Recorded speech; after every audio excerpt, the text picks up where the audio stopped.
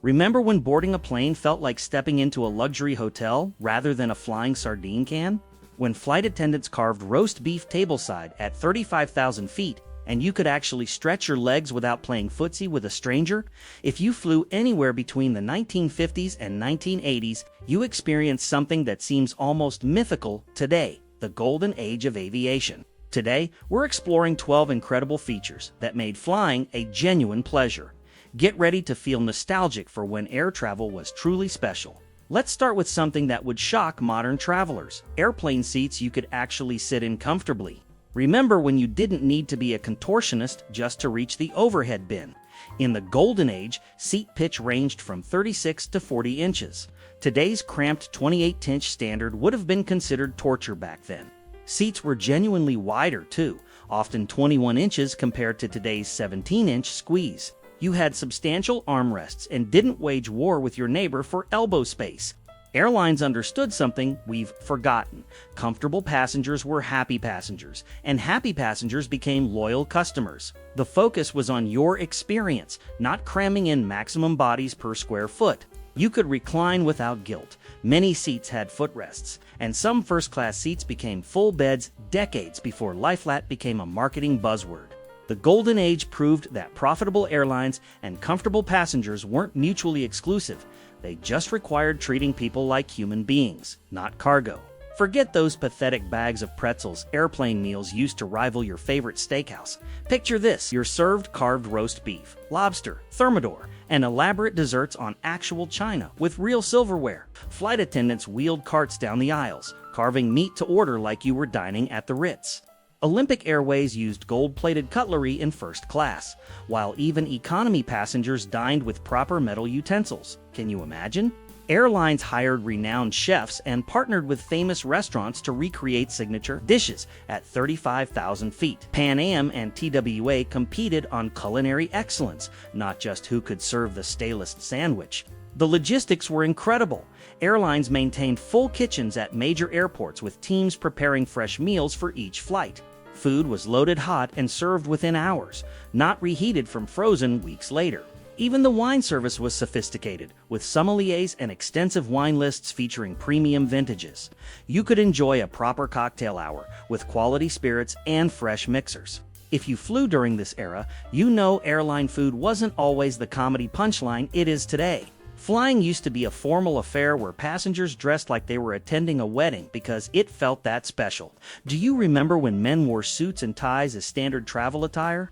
When women donned their finest dresses, often with hats and gloves? The idea of wearing pajamas on a plane would have been scandalous.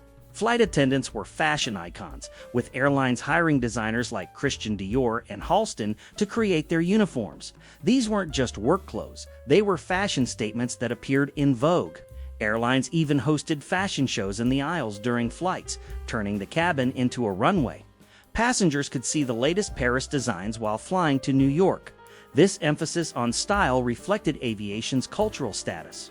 Flying was still expensive and rare, making it inherently prestigious. Airlines understood they were selling more than transportation. They were selling an aspirational lifestyle. The casual revolution gradually relaxed these standards. But the Golden Age established air travel as a glamorous experience that attracted celebrities and anyone who wanted to feel like a star. Which airline did you dress up for? Share your Golden Age flying memories in the comments. This might sound impossible today, but some airplanes actually had piano bars where you could enjoy live music while cruising at 35,000 feet. The Boeing 747's upper deck often featured a lounge with an electric Wurlitzer organ. Passengers gathered around, requested songs, and sang along during long flights. Can you imagine Piano Man at altitude? American Airlines installed a piano bar in their 747 economy section, making live entertainment accessible to all passengers. United had similar setups, creating a party atmosphere that transformed flying from transportation into entertainment. These weren't gimmicks, they were social spaces with comfortable seating that encouraged conversation. Flight attendants served cocktails and hors d'oeuvres, creating genuine fun at cruising altitude. Airlines employed professional musicians who could play requests and adapt to cabin acoustics. Some flights featured celebrity performers, making certain routes famous for their entertainment. The concept worked because planes were less crowded and flights were longer, giving passengers time to socialize and enjoy themselves. Modern aviation's obsession with efficiency eliminated these magical spaces, but they represented when airlines understood the journey could be as enjoyable as the destination.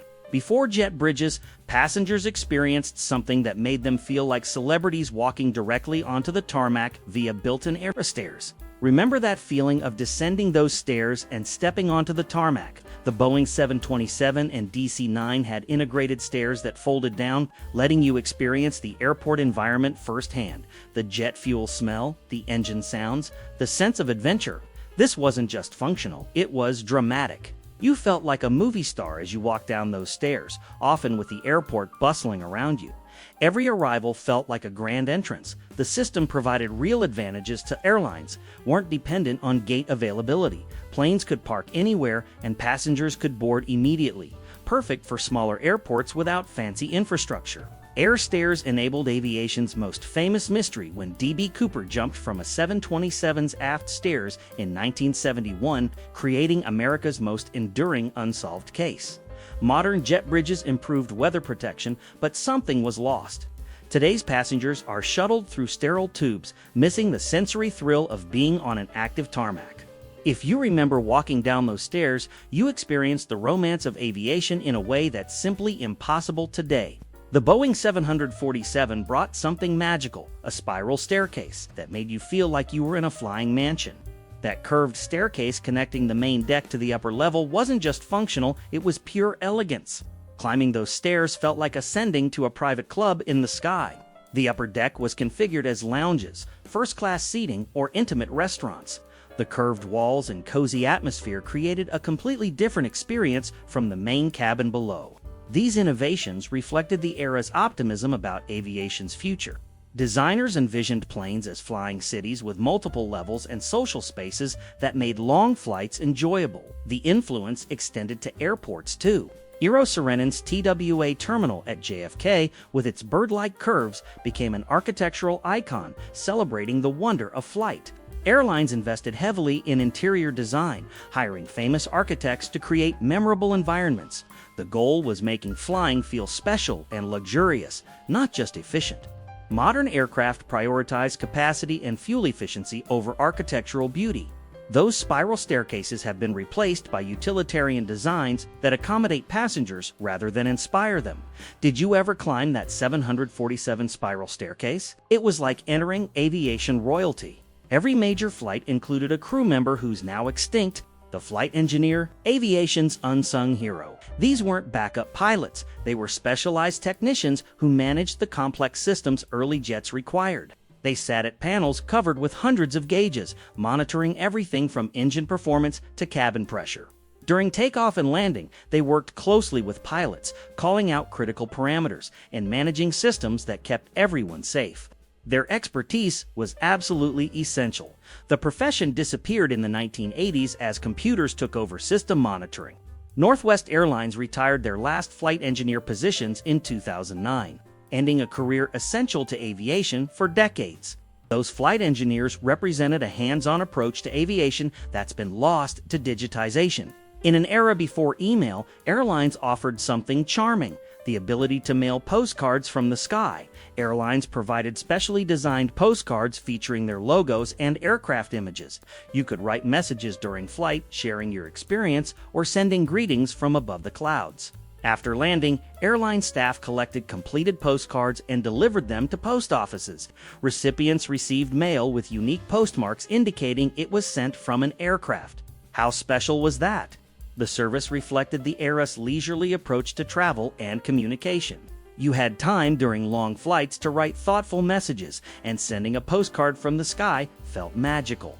Modern passengers might post Instagram stories, but nothing matched the thoughtfulness of a handwritten message from 35,000 feet. Airport security was so relaxed it would seem impossible today, and honestly, it made flying more enjoyable for everyone.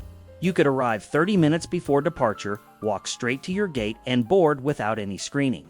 No metal detectors, no shoe removal, no liquid restrictions. Family and friends accompanied travelers right to the aircraft, saying goodbye at the boarding door. Airports were social spaces where people gathered to send off loved ones or welcome them home. September 11th changed everything, transforming airports into the complex, time-consuming security theater we know today. While modern security is necessary, the Golden Age's welcoming atmosphere made flying feel accessible rather than stressful and suspicious. Nothing illustrates how different flying used to be, like the fact that smoking wasn't just allowed, it was encouraged. Every seat had an ashtray. Airlines divided cabins into smoking and non-smoking sections, though smoke drifted everywhere. Flight attendants offered cigarettes and lights as standard service. The smoking sections, usually in the rear, doubled as social areas where passengers gathered to chat and enjoy cocktails. Airlines marketed smoking as luxury. Promotional materials featured elegant passengers enjoying cigarettes with meals. The last U.S. smoking flight departed in 2000, ending an era when lighting up at altitude was normal. If you flew during the smoking era, you remember when cigarettes were just another amenity that made flying feel like a sophisticated adult experience. Golden Age airlines provided personalized service that would seem impossible today. Flight attendants knew regular passengers by name and remembered preferences. They had time to chat, help with requests, and provide genuine hospitality rather than just safety demonstrations. Higher crew-to-passenger ratios allowed individual attention. Service extended beyond basics. Attendants helped with correspondence, arranged special meals, and assisted with business needs. This personal approach created loyal customers who chose airlines based on service quality, not just price. The philosophy was simple. Once you paid for your ticket, everything else should be included. Airlines competed on complimentary service quality rather than charging fees for basic comfort. These 12 features represent more than airline amenities. They reflect a completely different philosophy about air travel. The Golden Age proved flying could be genuinely enjoyable, not just endurable. Airlines understood the journey was part of the experience, not an obstacle to your destination. Which Golden Age feature do you miss most? Share your flying memories in the comments below, and subscribe to Vintage American Tales for more stories of the luxury we left behind.